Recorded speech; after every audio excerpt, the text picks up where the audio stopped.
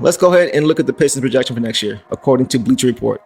45 and 37. So, Eric, do you think this is fair or foul for the Pistons? I think this is 100% fair. I think the Pistons should be looking at this as like their floor for next season. I think they should be trying to win.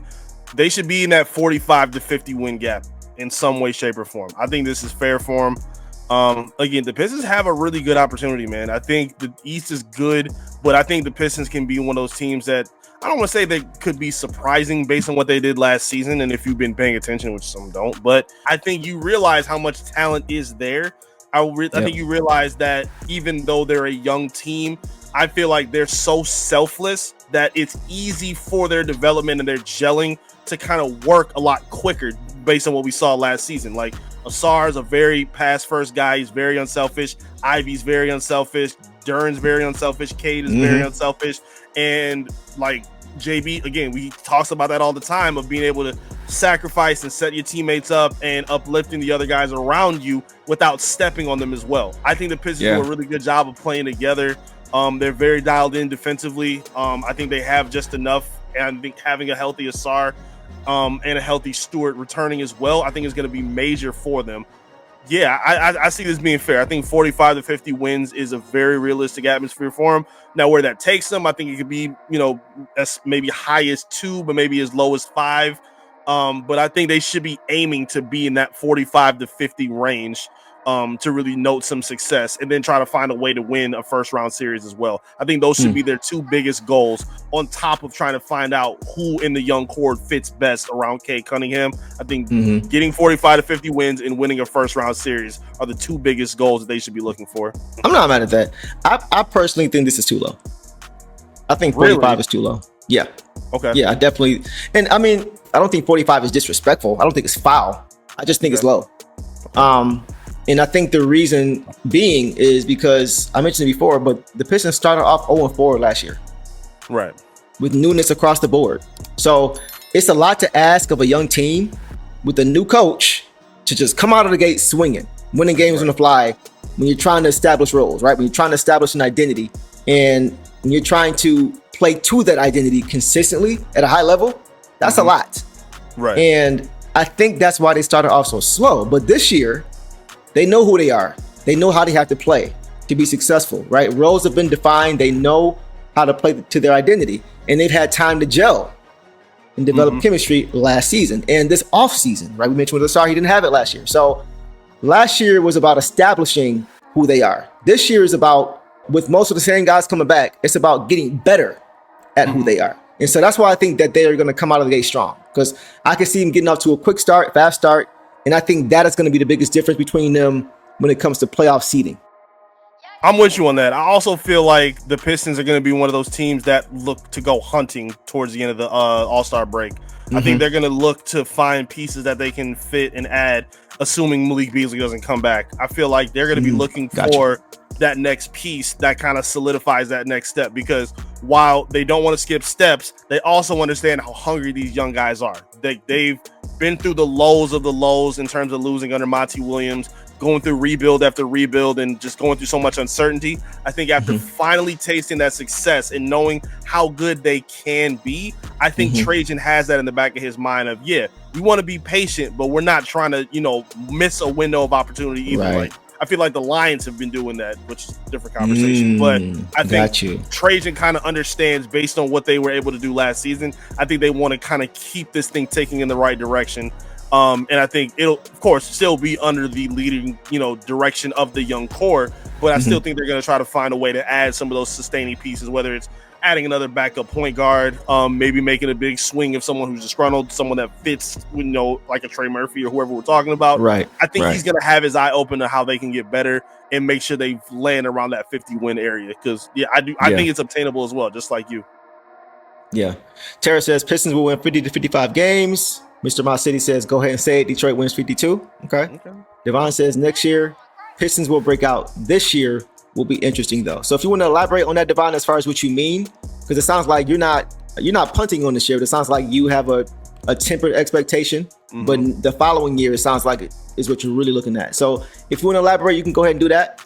But yeah, bro, I totally hear what you're saying, man. Like, I think the Pistons, you have to acknowledge that this roster does look different, right? They have made changes to the roster. Losing Beasley at least temporarily for now. Losing THJ, losing Schroeder. Those are big losses. Like, I'm not going to act like they're not, because those guys are very key to what we did last year. Right.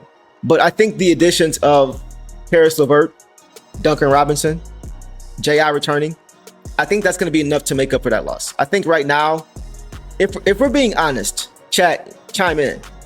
I feel like right now that most people feel the exact way about Duncan Robinson right now as they felt about Malik Beasley this time last year. I don't think anybody was over the moon that we got Beasley. Like, oh, we're gonna make some noise this year. We got Bees. Nobody was really. They knew. Okay, we got a good shooter, spacer for Cade. Okay, cool. That's cool. I kind of feel the same way about Duncan Robinson right now, as far as how fans are receiving it, and I think that's fair. I just think that come the end of the season, we may have a different lens on him than we do right now. The same way we had with Beasley now and before the season started last year. So I just think that coach understands how to get the best out of his guys. And I don't think anybody could say that they were disappointed with Bees, with high performed, disappointed with THJ, disappointed with Schroeder. All those guys pretty much played at least to how you thought they would play. So I want to say this too. I think too much emphasis right now is being put into the changes made around the margins. And not enough attention is being put on the core. Because the core holds the key to success, right? So I think the growth from the young core is most important.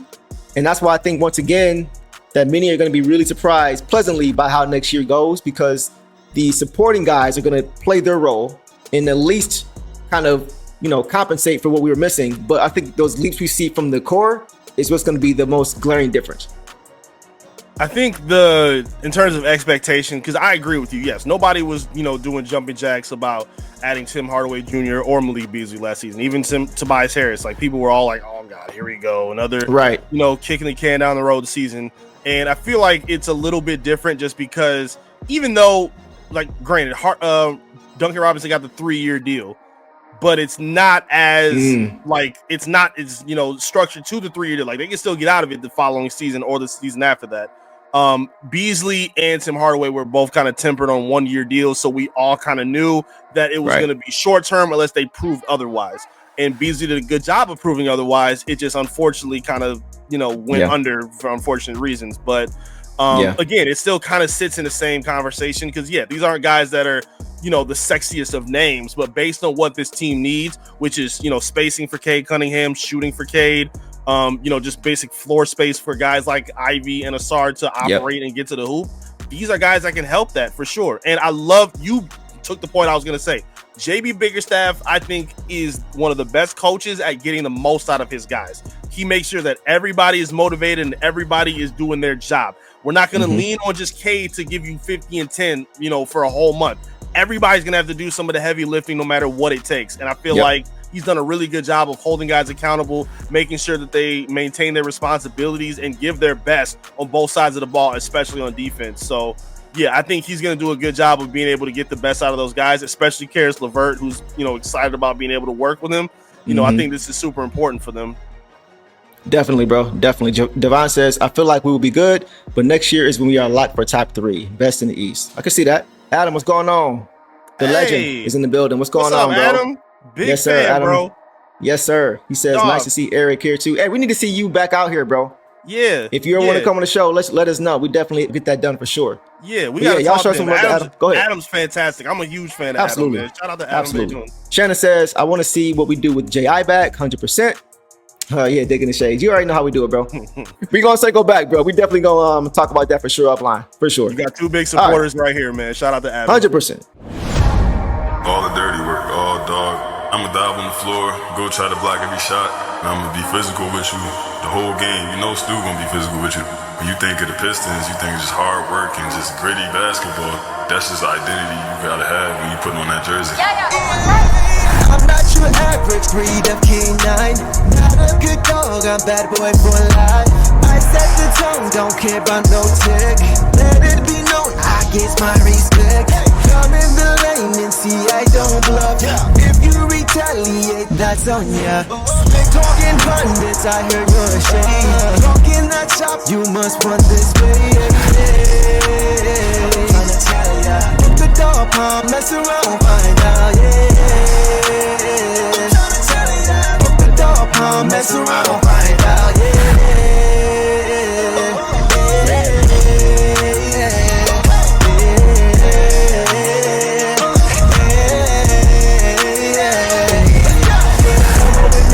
Put some barbecue sauce, boy, you better crop a hill, cause I'm like that. When you're ready for some barbecue sauce, boy, you better crop a hill, cause I'm like that.